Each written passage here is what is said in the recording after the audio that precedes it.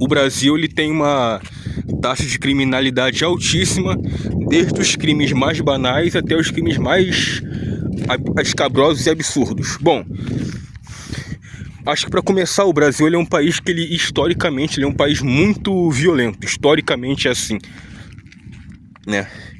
E isso foi se tornando uma chaga, uma mazela do Brasil, que foi ao longo dos anos crescendo cada vez mais. E o Estado omisso, com a omissão do Estado, esse problema foi cada vez mais crescendo, a ponto de que a violência no Brasil se torna algo praticamente, ao meu ver, incontrolável, porque o Estado simplesmente ao longo das décadas não fez absolutamente nada, ou muito pouco, para que esse quadro diminuísse e melhorasse. Então, esse é o motivo, né? Você tem um histórico violento. E também queria dizer que o Estado, em vários outros países, você tem um poder público que ele cuida da sociedade, e dentre você cuidar da sociedade, você obviamente dar segurança à sociedade. E é o que o Estado brasileiro não faz. No Brasil, o Estado, quando ele se mete na questão da segurança pública, é apenas para atrapalhar o trabalho dos nossos policiais, né? Porque no Brasil, a gente vê muito essa coisa de que a polícia prende, o judiciário solta. Sim. A culpa é só do judiciário? Não. A culpa também é da classe política, que não muda as leis, que não endurece as leis, fazendo com que o poder judiciário tenha que soltar muitas vezes contra a própria vontade. Há também a parte do judiciário, que muitos juízes, desembargadores, ao meu ver, parece que também não tem muito interesse em ajudar o Brasil a ser um país seguro, não tem muito interesse em ajudar a polícia no trabalho dela, né? Porque a polícia vai lá, levanta a prova, investiga, prende, quer dizer, levanta a prova para fazer a investigação, vai atrás, o policial se coloca em risco, né? De ir para uma missão e não voltar, para prender o criminoso, para o judiciário ir lá e soltar. Então eu acho que o judiciário também podia ter um pouquinho de empatia com o trabalho da polícia e evitar esse prende e solta, porque esse prende e solta também gera uma sensação não, né? Uma certeza da impunidade, porque o cara comete o crime, eu vou ser preso aqui, daqui a pouco eu tô solto, então não tô nem aí. Esse dia eu tava vendo o cara que, na página Alerta Rio, o cara, vocês devem ter visto, o cara que deu inúmeros golpes de faca num fã da Taylor Swift na praia de Copacabana.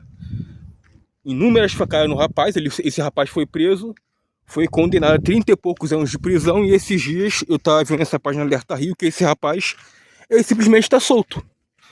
O cara foi condenado a 30 e poucos anos de prisão e agora está solto, depois de 1 ano na cadeia. Aí eu pergunto, qual é a mensagem que o judiciário passa para a sociedade? Tu pode cometer o crime mais escabroso possível, que daqui tu vai ficar um tempinho preso, daqui a pouco eu te solto. Vai lá, pode fazer o que você quiser. E assim a criminalidade no Brasil só cresce cada vez mais. Então, também tem esse fator, que é o fato de que o judiciário, né, não só tem a culpa dele, mas não é só culpa dele, que tem esse prende e solta, fazendo com que a polícia fique enxugando o gelo. Tem esse fato. E o outro fato, né, no caso dos políticos, que eu vou citar agora, é que eles simplesmente não endurecem as leis. Eles se reúnem para aumentar o próprio salário, eles se reúnem para dar mais folgas para eles mesmos, eles se reúnem para tudo que é do interesse deles. Agora, tudo aquilo que é do interesse da sociedade, como saúde, segurança, saneamento básico, uma melhor distribuição de renda e a segurança, como eu estou falando nesse vídeo, isso fica sempre para depois, né? E como eles têm esse nefasto pensamento de só pensar neles, legislar em causa própria e não pelo bem da sociedade, o Código Penal brasileiro vai ficando defasado cada vez mais, cheio de brecha, cheio de dando vida boa para criminoso, cheio de brecha, e brechas essas que garantem a certeza da impunidade. E quanto mais impunidade você tem, mais criminalidade consequentemente você tem também. Então esse é outro ponto, que é a inércia dos políticos. E aí Então, já citei o histórico do Brasil ser um país violento historicamente, o judiciário que é o prende e solta, e os políticos que não se movem para resolver o problema. E tem um quarto ponto que, na minha opinião, que é o nosso ponto também como sociedade. E aí, onde entra a nossa parte como cooperar na segurança pública. Por exemplo, o Rio de Janeiro tem índices altíssimos de roubo de cargas. A polícia faz o tempo inteiro operação contra o roubo de cargas.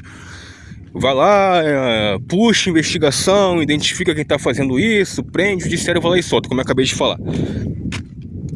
E por que o índice de roubo de cargas no Brasil, no Rio de Janeiro especificamente, é tão alto? Porque existe uma alimentação nesse sistema. E como que existe alimentação nesse sistema? Com pessoas que compram coisas que são frutos de furto, de roubo.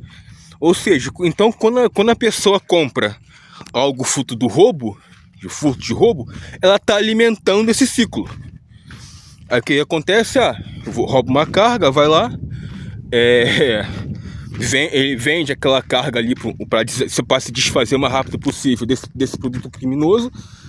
E quanto mais as pessoas vão comprando carga roubada, muitas vezes a pessoa sabe que mais você alimenta isso, gerando mais roubo de carga, gerando mortes, né? Porque é muito comum, infelizmente, no Brasil, o criminoso, ele não se contenta só em roubar, ele quer também tirar a vida da pessoa, né? Infelizmente, tem isso também. A pessoa vai alimentando esse círculo. E a pessoa sai, porque, a pessoa tem um negócio a R$500, o preço normal. Estão te vendendo a 100, a 200, cara, a chance disso ser fruto de roubo de carga é muito grande. Partindo pro furto, que é parecido. O Rio de Janeiro tem índices altíssimos de furto de celular. Altíssimos. De celular furtado. O tempo inteiro, principalmente no centro da cidade, Zona Sul, grandes aglomerações, tem muito roubo de celular.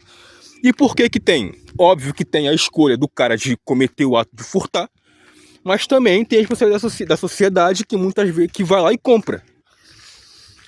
O cara vai lá, ele sabe, muitas vezes ele é informado que é fruto de roubo aquele celular, mas mesmo assim ele vai lá e compra.